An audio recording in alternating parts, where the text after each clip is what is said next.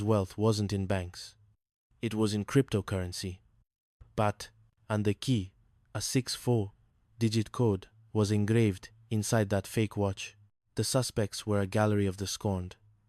Andrea, the long-suffering wife who seemed too genuine to be a killer. James Endicott, a software engineer whose AI was a scam and who had a suspicious connection to Andrea. And Veronica Goodwin, Kaufman's business partner, the tech genius who managed the mogul's digital life. Mark found himself drawn into the psychological warfare of the rich. He sat with Andrea in a high-end hotel bar, the city lights shimmering below them. "He didn't love me, detective," Andrea said, her voice a whisper. "I was an accessory, like the yacht, like the watch. I just wanted to be free." Mark felt a pang of sympathy. He thought of his own life, the long hours, the empty house, the way Sarah looked at him when she thought he wasn't watching. Was freedom worth the price of a soul? The twist came when they found James Endicott dead in his office, killed by the same spear gun. "The killer is cleaning house," Mark told Sarah as they examined the scene. "It's Veronica," Sarah realized, looking at the data on Endicott's computer. She was the one who sent the texts from Andrea's phone. She knew about the crypto key. She used Endicott to sneak onto the boat, then killed him to keep the fortune for herself. The final confrontation happened back on the best kind. Veronica was trying to flee, the watch clutched in her hand. "It's over, Veronica," Mark said, Rex blocking her path to the gangplank. "I built his empire." Veronica screamed, her face contorted with rage. "He was a Luddite. He didn't deserve this wealth." "I did." "You killed 2 people for a code," Mark said, stepping toward her. "The Atlantic doesn't care about your wealth. It only cares about the weight you carry." As they led her away, Captain McHale stood by the railing. "You have a good partner there, Hudson," she said, nodding at Rex. "And maybe you should look at the one standing right next to you, too." Mark looked at Sarah. She was laughing at something Jesse had said, the sunlight catching the gold in her eyes. John's wouldn't always be so cold. Chapter 4. The Bitter Spirit. The scent of juniper and botanicals usually signaled a celebration, but at the Devereux distillery, it smelled like betrayal. Willem Devereux, the patriarch of the island's most famous gin empire, was found dead in a vat of his own creation. He hadn't drowned. He had been struck from behind and then submerged. "It's a family affair," Mark muttered as he interviewed the 3 Devereux children. Alan, the CFO, who lived in his father's shadow. Jaden, the ambitious marketer who wanted to sell to the Japanese. And Melania, the black sheep who had started her own all-natural skincare line. The mystery centered around a new recipe, a secret ingredient that Willem claimed would revolutionize the industry. "Rex can help," Mark told the family.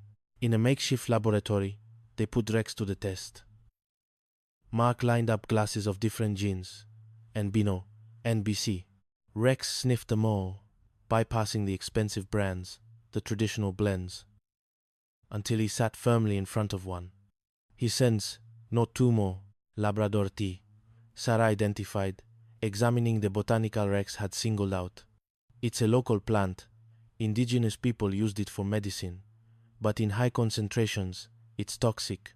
The drama intensified when Simone Sawyer, a world-renowned spirits critic who had a history of hating Devereux, was found poisoned in her hotel room. "Someone didn't want the announcement to happen," Jesse said. The rumor was that Willem was going to sell to a Japanese mega distillery. Jaden was the one flying to Tokyo.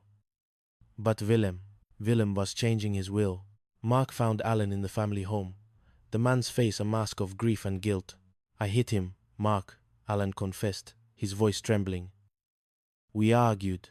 He said I was a little boy. I snapped and struck him. But he was alive when I left. I swear." But the evidence told a different story. Mark realized that Melanie, the ignored daughter, had found her father unconscious. Instead of helping him, she had seen her opportunity. She knew her father had stolen her idea for the Labrador tea infusion. She drowned him to ensure she inherited the empire before he could cut her out. The arrest was heart-wrenching. As Melanie was led away, Screaming about her father's cruelty, Alan sat on the stairs of the grand mansion. His head in his hands, Mark stood with Rex on the porch. Sarah came up beside him, handing him a coffee. Families, she sighed. They know exactly where to twist the knife. At least we have a choice, Mark said. He looked at her, really looked at her. About who we call family. Sarah smiled, a genuine, warm expression that reached her eyes. Chapter 5. The Hunt in Cape Royal. The final test came in the deep woods of Cape Royal. A low-level criminal named Malcolm Carter had been executed on the docks. The shooter was Tyler Craner, the son of a notorious crime boss. The only witness was Wyatt Donner, a hiker who had vanished into the wilderness to clear his head. We have to get to him before the Craners do, Mark told Donovan. But Jason Craner had hired a professional, Serena Rickett, a hit woman who moved like a ghost and killed without hesitation. Mark, Jesse, and Rex tracked Wyatt into the dense, foggy forest. The air was cold, the ground slick with pine needles. They found Wyatt's camp, but they weren't alone. A shot rang out, echoing through the trees.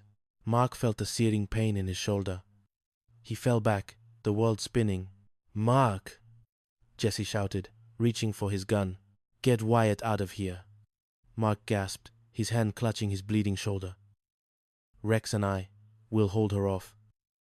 "Go." As Jesse led the terrified witness away, Mark slumped against a mossy rock. Serena emerged from the fog, her gun leveled. "You're a long way from the city, detective," she sneered. "And your dog is probably dead in the brush." "You don't know my dog." Mark hissed through the pain. A low growl emerged from the mist behind her. Serena turned, but it was too late. Rex launched himself from the shadows, a blur of fur and fury. He didn't go for her throat. He went for the arm, holding the gun. The struggle was brief but brutal. Mark, fueled by pure adrenaline, tackled Serena as she fell. He cuffed her just as the sound of a police helicopter broke through the canopy. Hours later, Mark lay on a gurney, the paramedics patching his wound. The sun was setting over the cape, the ocean a sheet of hammered silver in the distance. Sarah was there, her face pale, her hands shaking as she helped the medics. She didn't say a word until they were alone. "Don't you ever," she whispered, her voice cracking. "Don't you ever do that again." Mark reached out with his good hand and took hers. "I had Rex, Sarah. I'm never truly alone." "I know," she said, leaning down to press her forehead against his. "But I need you to be here, not just for Rex, for me." Mark pulled her closer, the silence of the woods filled with the unspoken promises of the heart. In the rugged beauty of Newfoundland, amidst the crime and the shadows, they had found something worth fighting for. Rex sat by the gurney, his tail thumping rhythmically against the grass. He looked at the horizon, the protector of the pack, knowing that, as long as they were together, the Atlantic winds could howl all they wanted. They were home. The End, Part 1. Shadows over St. John's. Based on the Chronicles of Hudson and Rex. Prologue. The Scent of Rain and Justice. The Atlantic mist clung to the colorful row houses of St. John's like a cold, damp shroud. It was the kind of morning where the line between the sky and the ocean blurred into a singular, oppressive gray.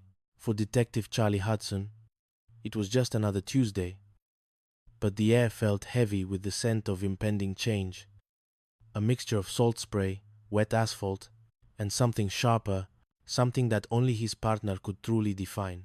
Beside him, Rex, the German shepherd whose golden brown eyes held more wisdom than most humans Charlie knew, let out a soft huff. His ears twitched, tracking the distant cry of a seagull. Rex wasn't just a dog. He was a canine officer, a partner, and the silent guardian of Charlie's soul. Charlie took a sip of his lukewarm coffee, his eyes drifting toward the forensic lab where Sarah Trong would be starting her day.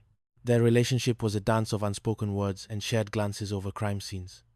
A slow burn that felt more dangerous and rewarding than any high-speed chase. But today, the city wasn't going to let them dream. The radio crackled to life, breaking the silence of the morning. A woman was missing.